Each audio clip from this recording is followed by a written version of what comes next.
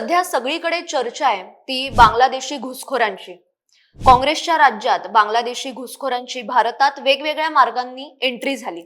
Vote bank म्हणत त्यांचा यथेच्छ पाहुणचार करण्यात आला, त्यांना अंजारण्यात आलं, गोंजारण्यात आलं, कुरवाळण्यात आलं, आपल्या डोक्यावर बसवण्यात आलं। आणि भारताच्या सुरक्षेच्या दृष्टीने आता हे बांगलादेशी घुसखोर डोईजड झाले। ते एक ना एक दिवस होणारच होतं। त्यामुळे आता एक एक घुसखोरांना वेचून मायदेशी परत पाठवण्याचं काम सुरू झालंय। बांगलादेश, म्यानमार आणि पाकिस्तानातून होणाऱ्या घुसखोरीचा सर्वाधिक फटका हा भारताला बसलाय। गेल्या काही दिवसांपासून विवेकच्या माध्यमातून आम्ही बांगलादेशी घुसखोरांसंदर्भातले वेगवेगळे व्हिडिओ तुमच्यापर्यंत पोहोचवतोय। अनेकांना असं वाटेल की हा विषय पुन्हा का, तर या विषयाला वेगवेगळे कंगोरे आहेत, वेगवेगळे आयाम आहेत आणि भारताच्या सुरक्षेच्या दृष्टीने, आपल्या सुरक्षेच्या दृष्टीने हा विषय खूप महत्त्वाचा आहे। त्यामुळे हे सगळे आयाम तुमच्यापर्यंत पोहोचवण्याचा हा आमचा प्रयत्न आहे। नक्षलवाद संपवण्याचं टार्गेट पूर्ण केल्यानंतर केंद्रीय गृहमंत्री अमित शहा यांनी घुसखोरांचा मुद्दा आपल्या हातात घेतलाय। पश्चिम बंगालसह आता झारखंड, बिहार, त्रिपुरा, मिझोराम, मेघालय या सगळ्याच राज्यांमध्ये ही साफसफाई मोहीम सुरू झालेली आहे। अनेक राज्य, शहरं आणि अनेक गावांमध्ये जिथे बांगलादेशी घुसखोर मोठ्या प्रमाणात आहे, तिथे हिंदू हे अल्पसंख्याक झालेत। एकतर अशा भागांमध्ये हिंदूंना पलायन करण्यासाठी भाग पाडलं जातं किंवा त्यांना जबरदस्तीने इस्लाम किंवा ख्रिश्चन धर्म स्वीकारावा लागतो। त्यामुळे ही साफसफाई अत्यंत महत्त्वाची आहे। या सगळ्या साफसफाईच्या पार्श्वभूमीवर सर्वोच्च न्यायालयाने दिलेला एक निर्णय अतिशय महत्त्वाचा ठरलाय। नुकतंच सर्वोच्च न्यायालयाने SIR प्रक्रियेला हिरवा कंदील दाखवून देशाच्या अखंडतेला सर्वोच्च प्राधान्य दिले। सर्वोच्च न्यायालयाचा हा निकाल संपूर्ण भारताच्या सुरक्षेला नवी संजीवनी देणारा ऐतिहासिक मैलाचा दगड ठरलाय। सर्वोच्च न्यायालयाने आपल्या विस्तृत आणि सुस्पष्ट निकालात देशाच्या अंतर्गत सुरक्षेच्या दृष्टीने अतिशय महत्त्वपूर्ण अशी विधानं केली आहेत। न्यायालयाने स्पष्ट शब्दात सांगितलंय की देशाच्या लोकसंख्या शास्त्रीय रचनेत घुसखोरीमुळे होणारा अनियंत्रित बदल हा सामान्य बदल नसून ते एक प्रकारचं लोकसंख्या शास्त्रीय आक्रमण आहे। SIR प्रक्रिया ही कोणत्याही भारतीय नागरिकाच्या नागरी हक्कांवर गदा आणणारी प्रक्रिया नसून ती देशाची साधन संपत्ती, करदात्यांचा पैसा आणि राष्ट्रीय सुरक्षा अबाधित ठेवण्यासाठी अत्यंत आवश्यक असलेली प्रशासकीय आणि कायदेशीर प्रक्रिया आहे। यावर न्यायालयाने पुन्हा एकदा शिक्कामोर्तब केलं। सर्वोच्च न्यायालयाचा हा निर्णय म्हणजे ममता बॅनर्जी, राहुल गांधी आणि विरोधकांच्या वोट बँकच्या राजकारणाला दिलेली सणसणीत चपराक आहे। पश्चिम बंगालमध्ये झालेल्या राजकीय आणि प्रशासकीय परिवर्तनात SIR ची भूमिका अत्यंत मोलाची ठरली। भाजपची बंगालमध्ये सत्ता स्थापित होणं हे भारताच्या भौगोलिक अखंडत्वासाठी अतिशय महत्त्वाचं ठरलंय। ते कसं ते सुद्धा सांगते।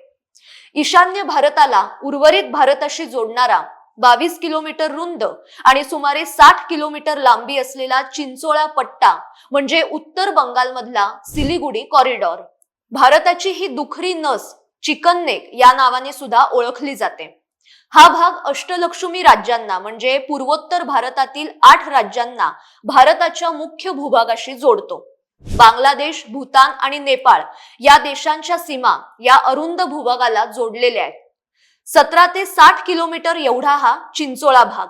डोकलाम हा तिबेटमधला प्रांत सुद्धा इथून हाकेच्या अंतरावर आहे। चीनी ड्रॅगन पासून याचं संरक्षण करण्यासाठी भारतीय सैन्य शर्थीचे प्रयत्न करताय। केंद्र सरकार अनेक वर्षांपासून या भूभागावर नियंत्रण मिळवण्यासाठी पश्चिम बंगाल सरकारला आवाहन करत होता, पण ममता बॅनर्जी सरकारने या कामासाठी जाणून बुजून उशीर केला। मुळात त्यांना हा भाग केंद्र सरकारला द्यायचाच नव्हता, कारण घुसखोरांच्या दृष्टीने हा भूभाग अतिशय महत्त्वाचा होता। म्हणूनच भाजपचं सरकार आल्यानंतर मुख्यमंत्री सुवेंदू अधिकारी यांनी सगळ्यात पहिलं काम कोणतं केलं असेल तर 120 एकर महत्त्वाचा भूभाग सीमा सुरक्षा दल आणि केंद्र सरकार यांच्याकडे सोपवला। यामुळे केवळ इथल्या रस्ते प्रकल्पांनाच गती मिळणार आहे असं नाही, तर सैन्य आणि सुरक्षा यंत्रणांची क्षमता सुद्धा यामुळे वाढणार आहे। केवळ रस्तेच नाही तर केंद्र सरकार या भागातील रेल्वे नेटवर्क सुद्धा मजबूत करण्याच्या प्रयत्नात आहे। रेल्वे मंत्री अश्विनी वैष्णव यांनी याआधीच सांगितलंय की सिलिगुडी कॉरिडॉरमध्ये भूमिगत रेल्वे कॉरिडॉर उभारण्याच्या योजनेवर काम सुरू आहे, जेणेकरून आपत्कालीन परिस्थितीत सुद्धा तिथला संपर्क कायम ठेवता येईल. आता बांगलादेशींच्या घुसखोरीमुळे जे पश्चिम बंगालमध्ये घडलं तेच बिहार आणि झारखंडमध्ये सुद्धा झालंय. कित्येक जिल्ह्यांच्या लोकसंख्येचं गणित बदललंय.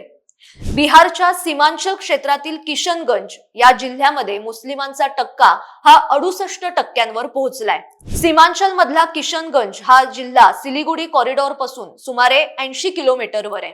कटिहार मध्ये 43%, अररिया मध्ये 38% आणि पूर्णिया जिल्ह्यात 37% मुस्लिम आहेत. आणि हे घुसखोरीमुळे झालेले बदल आहेत. बिहारमध्ये विधानसभा निवडणुकीच्या आधी SIR मोहीम राबवण्यात आली होती आणि त्यावेळी हे बदललेलं लोकसंख्येचं गणित सगळ्यांच्या समोर आलं. या सीमांचल भागामध्ये मानवी तस्करी करणाऱ्या टोळ्या घुसखोरांना मदत करतात. आता या टोळ्यांना तिथे महिंद्रा गँग म्हणून ओळखलं जातं. सुरक्षा यंत्रणांना चकवा देण्यासाठी या टोळ्या महिंद्रा कंपनीच्या थार, बोलेरो अशा गाड्यांचा वापर करतात. खडकाळ रस्त्यांवर या गाड्या वेगवान धावतात. त्यामुळे या सगळ्या मानवी तस्करी करणाऱ्या टोळ्यांना तिथे महिंद्रा गँग म्हणून ओळखलं जातं. बांगलादेशी घुसखोरांना भारतात त्यांचं बस्तान बसवण्यासाठी जी काही मदत लागेल, म्हणजे अगदी बनावट Aadhaar card, PAN card, ration card हे सगळं बनवून देण्याचं काम या टोळ्या करतात. प्रत्येक घुसखोराकडून त्यासाठी मोठ्या प्रमाणात पैसे उकळले जातात. त्या मोबदल्यात त्यांना कामं सुद्धा दिली जातात आणि सीमांचल भागांमध्ये हे रॅकेट मोठ्या प्रमाणावर कार्यरत आहे. केंद्रीय गृहमंत्री अमित शहा यांनी नुकतंच बिहारच्या अररियामध्ये 7 जिल्ह्यांच्या जिल्हाधिकाऱ्यांची आणि पोलीस अधीक्षकांची बैठक घेतली.